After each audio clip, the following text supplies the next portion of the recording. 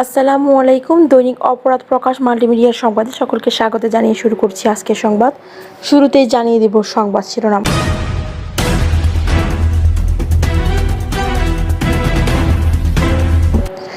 ভয়ালো মরণ নেশা গ্রাম বা ড্যান্ডে, মাত্র 20 থেকে 30 টাকার ফাঁদে শিশু থেকে বৃদ্ধ।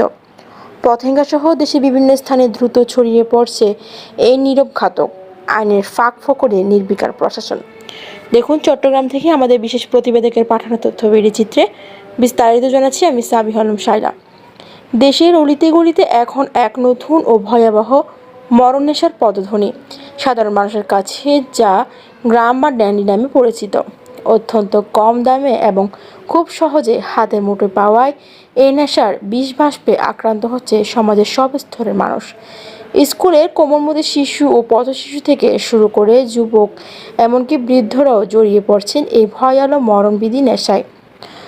পতেঙ্গা থেকে দেশের প্রান্তরে বিস্তৃতি বন্দরনগরী চট্টগ্রামের উপকূলীয় এলাকা পতেঙ্গা বর্তমানে এই নেশা বিস্তারের অন্যতম একটি প্রধান স্থান হিসেবে চিহ্নিত হয়েছে।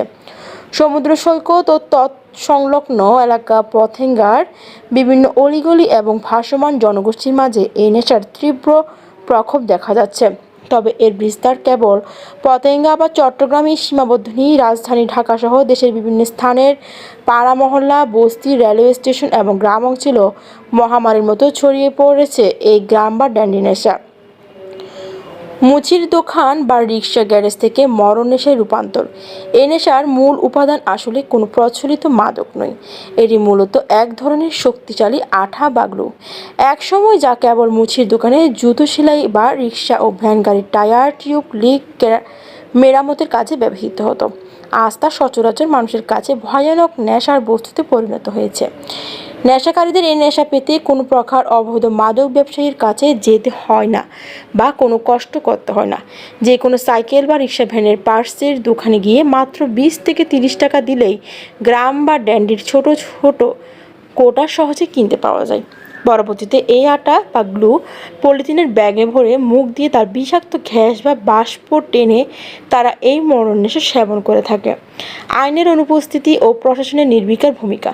সবচেয়ে উদ্বেগজনক বিষয় হলো এই বিষাক্ত রাসায়নিক আঠা মূলত একটি নিত্য প্রয়োজনীয় শিল্প বা মেরামতের সামগ্রী হওয়ায় সরকারিভাবে এর বিরুদ্ধে সরাসরি কোনো সুনির্দিষ্ট আইন বা নিষেধাজ্ঞা নেই।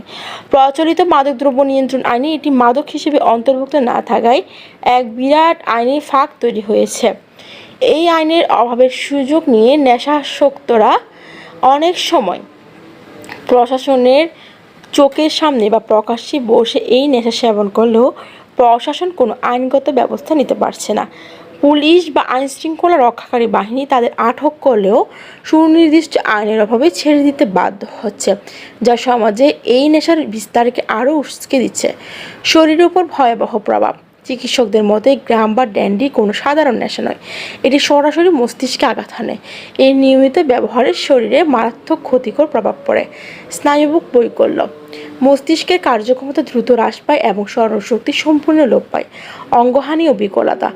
রাসায়নিকের বিষাক্ত বাষ্পে ফুসফুস, কিডনি এবং লিভারের মারাত্মক ক্ষতি হয়, যা এক পর্যায়ে অকেজো হয়ে যায়। মানসিক ভারসাম্যহীনতা। অতিরিক্ত সেবনে তীব্র মানসিক বিভ্রম, খিটখিটে মেজাজ এবং উন্মাদের মতো আচরণ দেখা যায়। মৃত্যু ঝুঁকি। অতিরিক্ত মাত্রায় এই বিষাক্ত গ্যাস গ্রহণের ফলে শ্বাসরোধ হয়ে বা আকস্মিক হৃদরোগে আক্রান্ত হয়ে অকাল মৃত্যুর তীব্র ঝুঁকি থাকে। সুশীল সমাজের দাবি। পার্সের দোকানে কঠোর নজরদারি ও নতুন আইন। পরিস্থিতির ভয়াবহতা বিবেচনায় দেশের সচেতন মহল ও সুশীল সমাজ জরুরি ভিত্তিতে কঠোর পদক্ষেপ নেওয়ার দাবি জানিয়েছেন। সুশীল সমাজের প্রতিনিধিদের মতে আইনের ফাঁকফোকর বন্ধ করে অবিলম্বে এই মরণ নেশা প্রতিরোধে একটি সঠিক আইনি প্রক্রিয়া ও নীতিমালা তৈরি করা প্রয়োজন। তাদের প্রধান দাবিগুলো হলো: 1. প্রশাসনিক নজরদারি ও বাধ্যবাধকতা।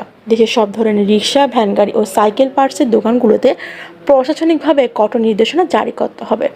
2. বিক্রিতে কড়াকড়ি। প্রকৃত রিক্সার মিস্ত্রি, মেকানিক বা পেশাদার মুচি ছাড়া অন্য কোনো সাধারণ মানুষ, বিশেষ করে শিশু কিশোরদের নিকট যেন এই আঠার কোঠাগুলো কোনোভাবে বিক্রি করা না হয়, তা আইন করে নিশ্চিত করতে হবে। 3. আইনের সংশোধন।